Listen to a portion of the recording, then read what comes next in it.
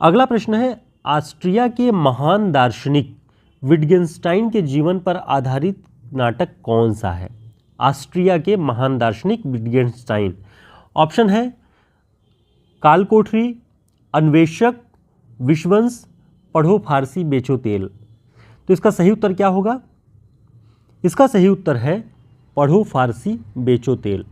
पढ़ो फारसी बेचो तेल जो ये नाटक है ये ऑस्ट्रिया के महान दार्शनिक विटगेन्स्टाइन के जीवन पर आधारित है।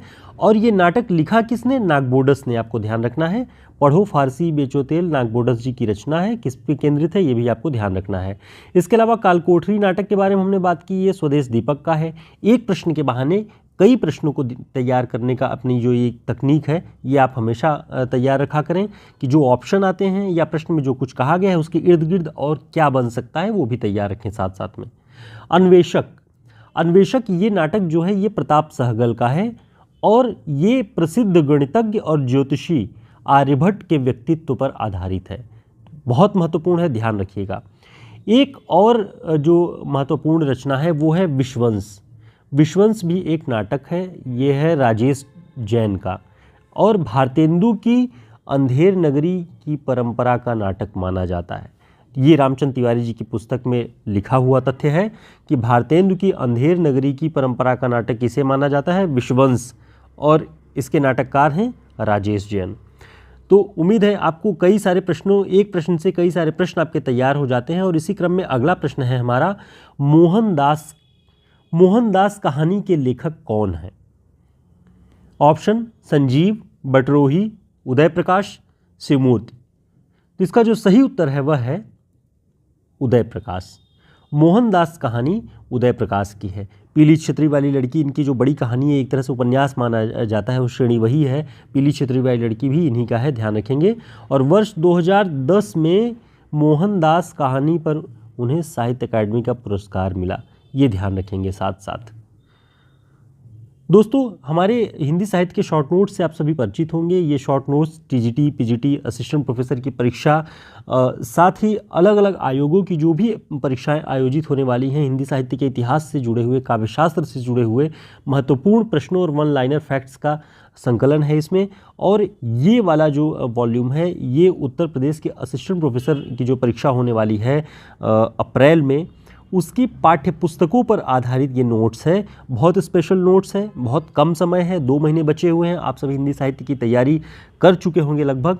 लेकिन जो पाठ्य पुस्तकों से जुड़े हुए प्रश्न बनते हैं, जिन लोगों ने अब तक उन्हें पूरी तरह से तैयार नहीं किया हुआ है, इसमें उनसे जुड़े हुए प्रैक्टिस सेट भी मिलेंगे और वन लाइनर फैक्ट्स भी मिलेंगे, तथ्य भी मिलेंगे उन सभी रचनाओं के बारे में।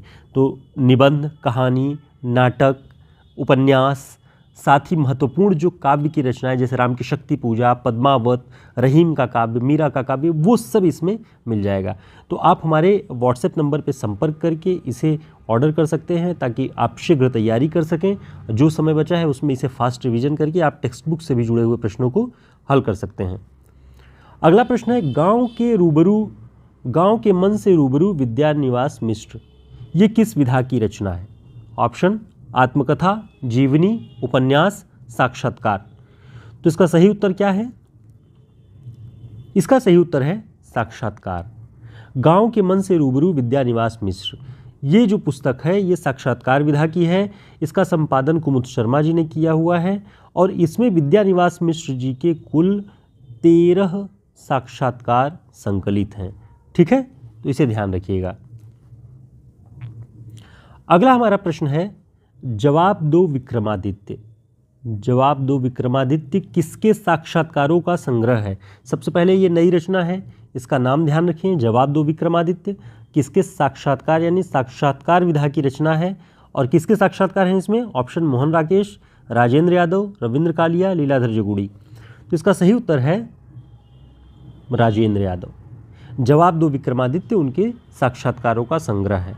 इसका प्रकाशन वर्ष 2003 में हुआ है, इसे ध्यान रखेंगे। राजेंद्र यादव ने बंद पड़ी हुई हंस पत्रिका का पुनर्प्रकाशन 1986 से शुरू कर दिया था।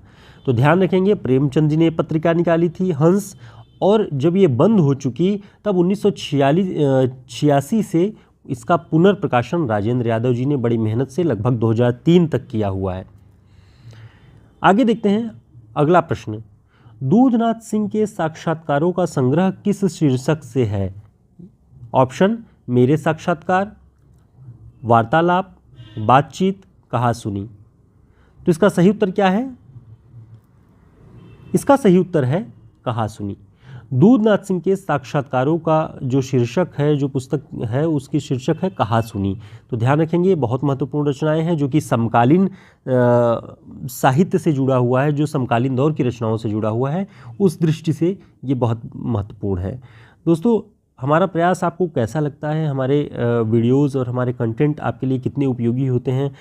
जो भी आपकी राय हो, जो भी इसमें सुझाव हो, वो आप कमेंट करके ज़रूर बताएं, ताकि आने वाली क्लासेस में हम इसमें सुधार कर सकें, कुछ नई चीज़ें जोड़ सकें और आपके लिए बेहतर और उपयोगी क्लास कम समय में लेकर के हम मौजूद रहेंगे।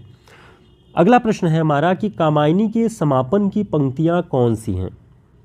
ऑप्शन चंद्रहीन थी एक रात जिसमें सोया था स्वच्छ प्रभात। अगला ऑप्शन वह विज्ञानमयी अभिलाषा पंख लगाकर उड़ने की। और एक ऑप्शन है समरस थे जड़या चेतन सुंदर साकार बना था। तो इनमें से कौन सी पंक्तियाँ कामायनी के समापन पर अंतिम सर्ग में, अंतिम सर्ग का नाम क्या है वो कमेंट करके आप बताएंगे, ये आपकी रिस्पॉन्सिबिलिटी है। और उस अंतिम सर्ग में जो अंतिम पंक्तियाँ हैं वो कौन सी हैं?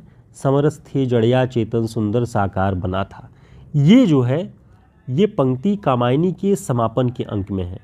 ठीक है, ये ध्यान रखेंगे आप। पहली जो पंक्ति है वह चंद्रहीन थी एक रात जिसमें सोया था स्वच्छ प्रभात, ये दर्शन सर्ग से है। वह विज्ञानमयी अभिलाषा स्वप्न लगाकर पंख लगाकर उड़ने की, ये जो है पंक्ति ध्यान रखेंगे स्वप्न सर्ग से है।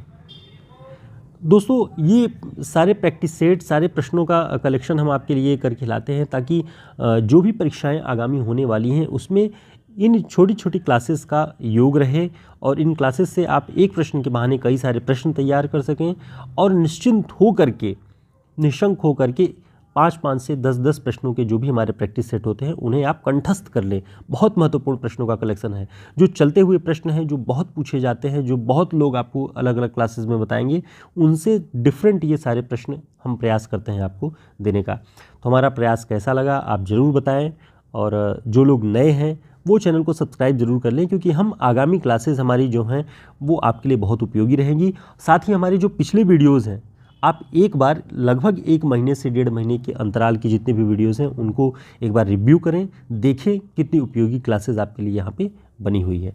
फिर मिलते हैं एक नई क्लास में, तब तक के लिए नमस्कार, शुभकामनाएं।